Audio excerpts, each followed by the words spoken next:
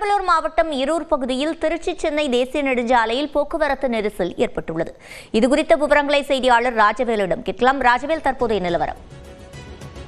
நிச்சயமாக சிவரஞ்சனி, திருச்சி சென்னை தேசிய நெடுஞ்சாலையில பெரம்பலூர் மாவட்டம் இருர் கிராமத்துல காரை பிரிவு பாதைங்கிற ஒரு மிக பிரதான சாலை ஒன்று இருக்கு. அந்த சாலையில கனரக வாகனங்கள் பயணிச்சு சாலையை குறுக்க கடந்து செல்றதுனால அடிக்கடி விபத்துகள் ஏற்பட்டு உயிரிழப்புகள் தொடர்ந்து நடைபெற்று வந்துட்டு இருந்துச்சு.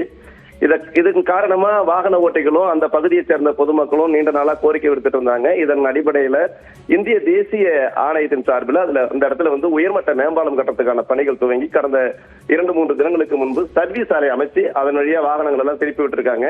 பிரதான சாலை துண்டிக்கப்பட்டிருக்கு. இந்த சர்வீஸ் சாலை மிக அகலம் ரொம்ப குறைவாக ஒரு வாகனம் மட்டுமே போகக்கூடிய அளவுல 2 பக்கமும் அமைக்கப்பட்டிருக்கிறதுனால வாகனங்கள் மெதுவாக தான் செல்லக்கூடிய ஒரு சூழல் இருக்கு. இந்த வகையில இன்னைக்கு காலையில அது வழியா போன ஒரு மிகப்பெரிய டேங்கர் லாரி ஒன்று விபத்து பழுதாகி சாலையின் குறுக்கே அப்படி நின்றுச்சு. இதனால மேற்கொண்டு வாகனங்கள் போக முடியல.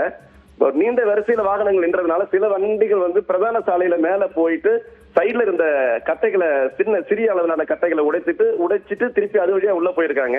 அதனால 2 பக்கமும் போக்குவரத்து ஸ்தம்பிச்சு போச்சு.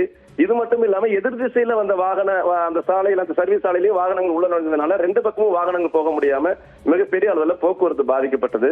தகவல் அறிந்து வந்த பாடாலூர் போலீசார், ஹைவே பெட்ரோல் போலீசார் எல்லாரும் அந்த அனைத்தையும் சரி செய்து வாகனங்கள் சீரா போற மாதிரி சரி பண்ணிருக்காங்க. இதுக்கிடையில வாகன ஓட்டிகளிடையே தகராறும் ஏற்பட்டது, அதனையும் சரி பண்ணிருக்காங்க. இதுல முக்கியமா என்னன்னா இந்த சர்வீஸ் சாலையை கொஞ்சம் அகலமா போடணும். அது மட்டும் இல்லாம சர்வீஸ் சாலையில அமைக்கப்பட்டிருக்கக்கூடிய வேகத்தடைகள் மிக உயரமாக இருக்கிறதுனால வாகனங்கள் ரொம்ப டிஸ்லோவா போகக்கூடிய ஒரு சூழல் இருக்கு. அதனையும் சரி செய்யணுங்கிறது இந்த பகுதி மக்களுடைய கோரிக்கையாக இருக்கு. சிவரஞ்சனி, விவரங்களை வழங்கியமைக்கு நன்றி ராஜவேல்.